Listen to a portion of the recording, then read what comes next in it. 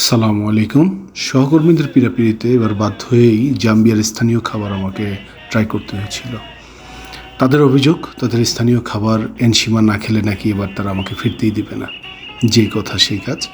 তাদের সাথে এবার গেলাম তাদের একটি জনপ্রিয় রেস্তোরাঁ মপোটা ইয়াথু, জাম্বিয়ার রাজধানী লুসাকায় অমূল্য মুম্বা রোডে অবস্থিত এই বেশ জনপ্রিয় রেস্তোরাঁটি।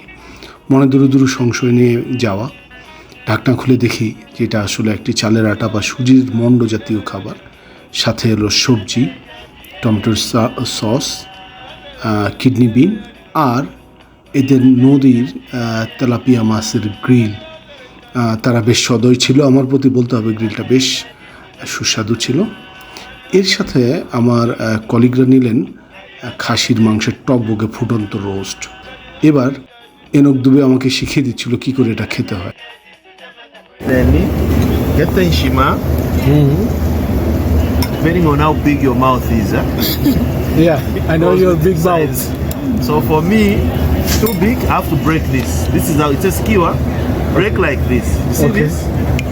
So I've separated. Okay. I'm still molding. You see? They're still there both. Making the balls. Yes. Then you make a hole like that. Okay. Then you scoop. Thank you. You egg. Don't go lemon. Then you get the other one. Okay. Yeah? Here. Create the hole. There you go. That's the stew. Scoop. See that? Yeah. Is it good? Just no using fork.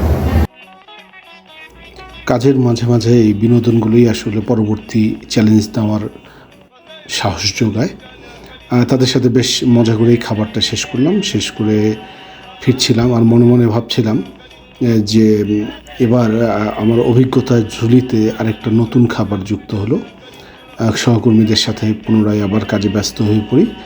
আর বেশ ভালো লাগলো আসলে একটা নতুন খাবার try করাতে। আপনাদের সকলকে ধন্যবাদ সাথে থাকার জন্য। শীঘ্রই ফিরবো আবার নতুন কোনো পর্ব নিয়ে। ধন্যবাদ।